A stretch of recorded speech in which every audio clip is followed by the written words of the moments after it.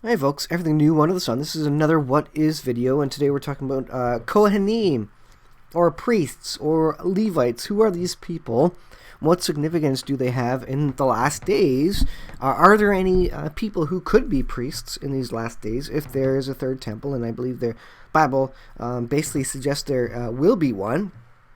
Who are the priests, and do they have the original line or descendants of the priestly class, the Levitical class, the Kohanim? And so we're going to take a look at the definition of the word, and also take a look at templeinstitute.org. They have priests and garments created, ready to go for the services to initiate again when the third temple is built. So Kohen, this is from Wikipedia. You can go to it. I'll put the links in the description.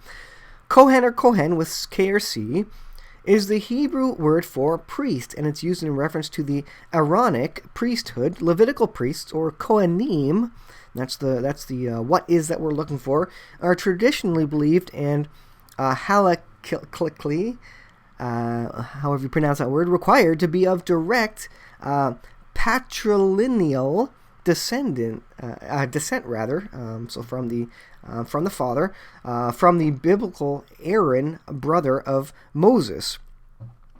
So descended through the fathers. During the existence of the temple in Jerusalem, Kohanim performed the daily and the holiday duties. Remember, you can also say that word holy day. That's where it comes from.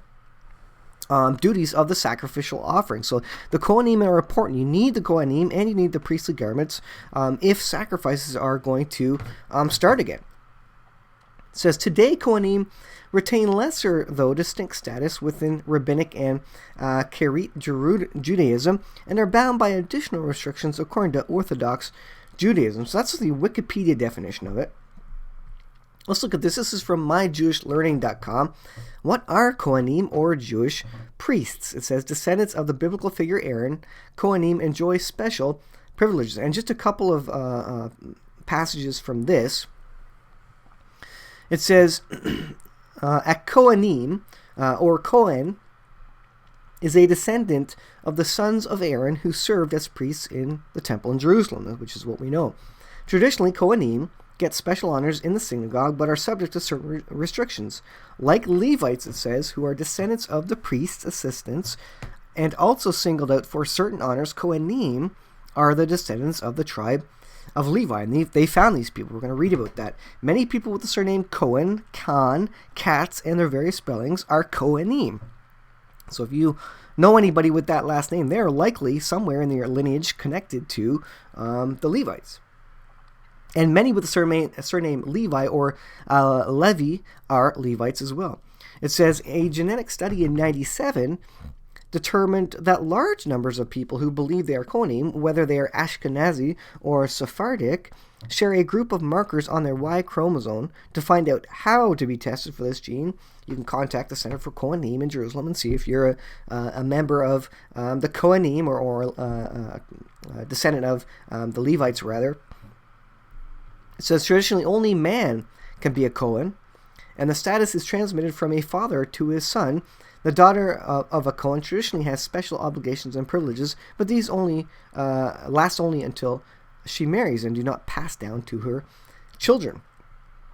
So that's what a Kohen is, a Kohanim, the priestly class. This is the people. These are the people that they will need in the third temple. These are the people that will be purified by the ashes of the red heifer and the garments and the tools, etc. They all use the ashes of the red heifer to be purified for temple sacrifices. And so if the temple is really as close as we think it is, then they need to know who the Kohanim is. They need to know who the priests can be, according to the Bible. They need to also have garments. And I won't go over all this, but the templeinstitute.org has several pages specific to the priestly garments. What the requirements are, what the rules and laws are, how they're supposed to be made.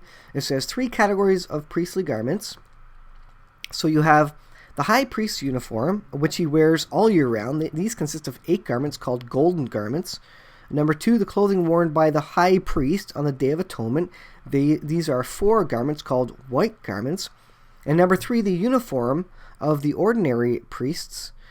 consisting of 4 garments. And now it goes through the golden garments, the white garments, the uniforms, etc. It has images. There's several pages here. I won't go through it. This is just a simple what is video.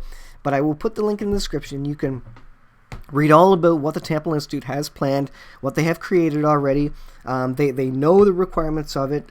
They have all these things ready to go. They have already trained priests, and they have a staged third temple where these priests actually practice right up into the point of sacrifice all the rituals and items that they're supposed to do. So they're ready to go. The Temple Institute has been ready to go for a couple of years, outside of some very specific things. The Ark of the Covenant,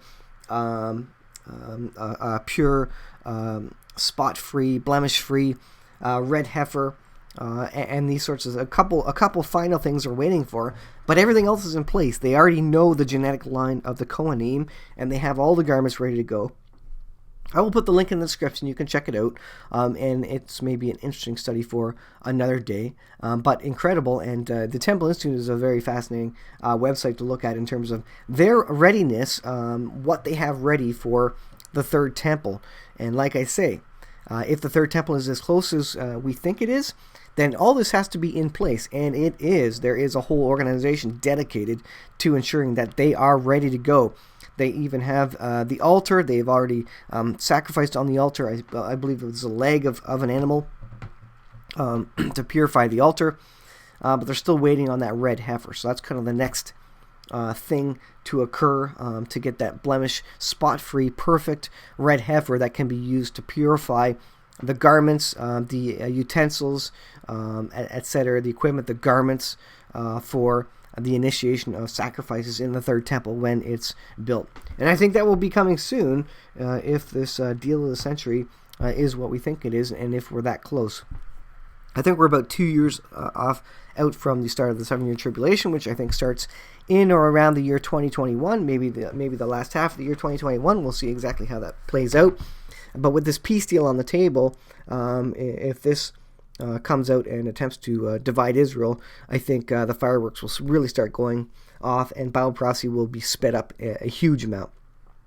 So that is a what is video about the Kohanim, who they are, what they do, and definitely check out the links and you can learn more about it. Thanks for watching, guys. We'll see you guys in the next video.